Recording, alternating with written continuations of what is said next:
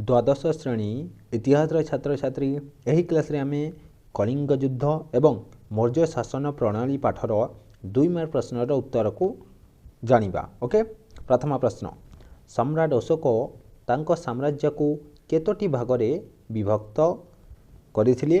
एगुड़िक केउ मानक द्वारा शासित हेउथिला?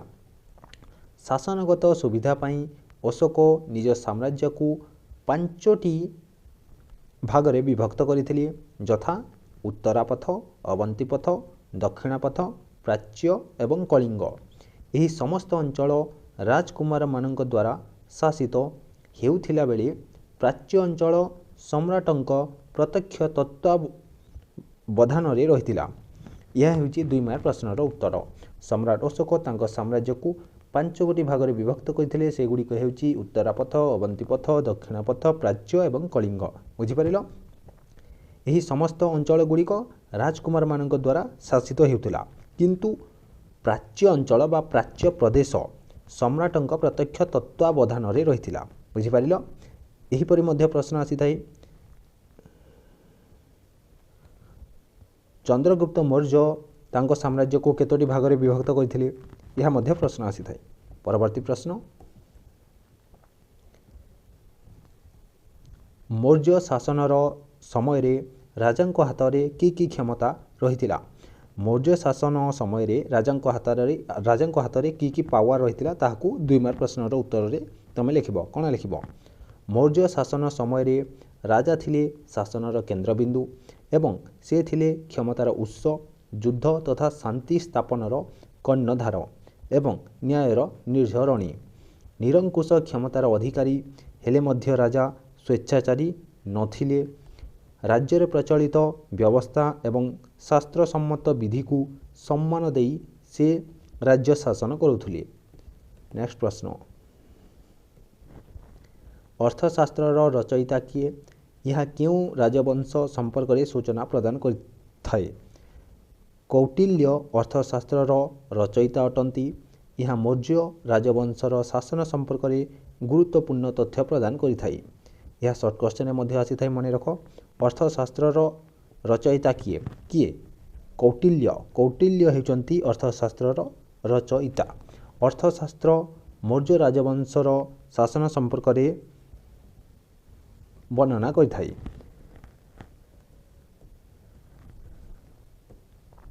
प्रजा मानकर कल्याण साधन निमंते अशोक तांको कलिंग अनुशासन रे कौन घोषणा करिथिले?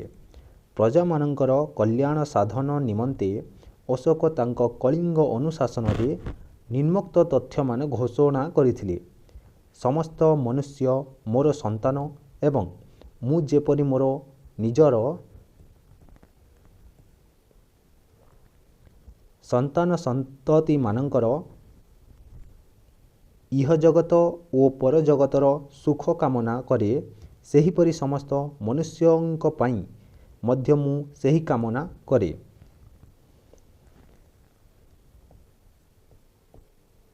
प्रजा मानकर कल्याण पाई अशोक तांको कलिंग अनुशासन रे याकू घोषणा करिथिले। चंद्रगुप्त मौर्यंक सामरिक संगठन संपर्क रे लेख। साम्राज्य विस्तार तथा स्थायी शासन निमित्त चंद्रगुप्त मौर्य एक विशाल सैन्य बाहिनी गठन करथिले। एही सैन्य बाहिनी रे पदातिक, अश्वारोही, गजारोही एवं रथारोही सैन्य रहिथिले। सेनापति थिले सैन्य बाहिनीर मुख्य। यह व्यतीत प्रशस्त नायक एवं मुख्य सैन्य बाहिनीर अन्यान्य पदाधिकारी थिले। यह 2025 बोर्ड एग्जाम रे आसीथिला, 2026 बोर्ड एग्जाम रे आसीबो नाही। चंद्रगुप्त मौर्यंक प्रादेशिक शासन किपरि थिला सही संपर्क रे लेख हेउची 3 मार्क प्रश्न अत्यंत गुरुत्वपूर्ण। बुझी पारिलो? 2 मार्क रे मध्य आसी पारे, याकू तमे स्किप करिवो। चंद्रगुप्त मौर्यंक राजस्व व्यवस्था संपर्क रे उल्लेख कर। यह आसीबार चांस अछि। कौटिल्यंक अर्थशास्त्र रु चंद्रगुप्त मौर्यंक राजस्व शासन संबंध रे विशेष भावे जानी होई थाए। भू राजस्व थिला राज्यर मुख्य आय। उत्पन्न शस्यर एक षष्ठांश कर आकार रे आदाय करा जाउथिला। यह व्यतीत खनिज द्रव्य, आमदानी रप्तानी द्रव्य, जंगलजात द्रव्य, लवण, घृत, तैल, मद्य आदि द्रव्य उपरे टिकस आकार में आदाय अर्थ राजकोष को जाउथिला।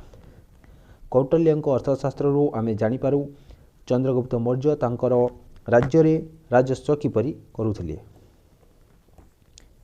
कलिंग युद्धर राजनीतिक कारण संपर्क में लेख। अशोकंक विशाल मगध साम्राज्य कलिंग को उत्तर पश्चिम एवं दक्षिण रे घेरी रहितिला। अशोकंक आशंका थिला जे कलिंग दक्षिण रे चेर, चोल, करेलीपुत्र आदि राज्य सह संपर्क स्थापन करी मगध पई विपद सृष्टि करि पारे। तेणु अशोक कलिंग आक्रमण करथिले। आर्थनीतिक एवं वाणिज्यिक कारण किपरि कलिंग युद्ध पई दायी थिला। आर्थनीतिक एवं वाणिज्यिक कारण दृष्टि विचार कले जना पड़ी थाए जे समस्त वाणिज्य पथ उत्तर भारतरू कलिंग देई दक्षिण भारत को लंबी थिला। पुनश्च समुद्र पथरे बहिर्देश सहित वाणिज्यिक संपर्क रक्षा करिथिला।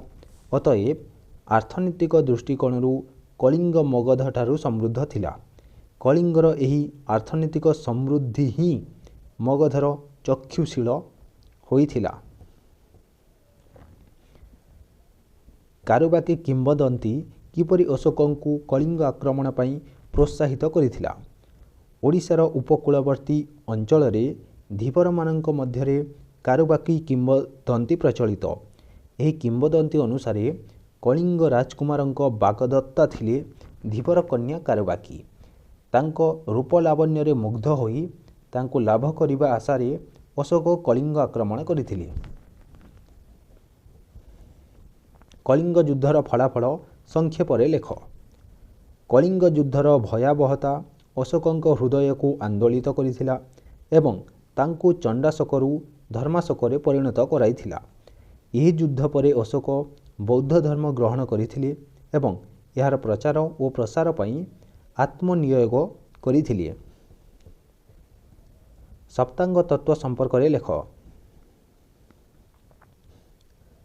कौटिल्यंक प्रणीत अर्थशास्त्र नीति अनुसार चंद्रगुप्त मौर्य राज्य शासन करुथिले। एही तत्व को सप्तांग तत्व कुहा जाउथिला। 7 गोटी अंग को नहीं शासन व्यवस्था गठित होइतिला, यथा राजा, अमात्य, राज्य, दुर्ग, कोश, सैन्यबाहिनी एवं मित्र राष्ट्र। चंद्रगुप्त मौर्य समय रे विचार व्यवस्था किपरि थिला। राजा थिले न्याय प्रदान क्षेत्र में सर्वोच्च न्यायालय। विभिन्न प्रदेश तथा मुख्य नगर गुड़िकरे उच्च न्यायालय स्थापन करा जाइथिला। ग्राम गुड़िकरे न्याय प्रदान निमित्त ग्राम वृद्ध मानकु नेई पंचायत गठित होइतिला। घरोई विवाद, चोरी तथा स्थानीय छोट छोट घटना सबूर समाधान यही पंचायत द्वारा हेउथिला। मौर्य राजा मानकर पौर शासन उपरे लेख। मेगास्थनीज इंडिका पुस्तक जना पड़ी थाए जे मौर्य माने पौर शासन उपरे गुरुत्व आरोप करथिले।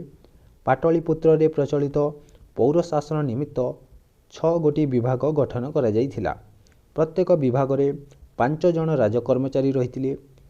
सेही समस्त विभाग थिला शिल्प और हस्तकर्म विभाग, वैदेशिक विभाग, जनगणना विभाग, माप और ओजन विभाग, प्रस्तुत द्रव्य निरीक्षण विभाग एवं कर विभाग। यह सर्ट क्वेश्चन आसता है, मन रख। इंडिका पुस्तक किए लिखिथिले? उत्तर कौन है? मेगास्थनीज। यह थिला कलिंग युद्ध एवं मौर्य शासन प्रणाली संपर्क में 2 मार्क प्रश्नर उत्तर गुड़िक। नेक्स्ट क्लास रे आमे गुप्त युगर संस्कृति विषय में 2 मार्क प्रश्नर उत्तर को जानिबा। या को मन रख। आसी थाए अर्थशास्त्र रचयिता किए, या क्यों राजवंश संपर्क में सूचना प्रदान करिथाए।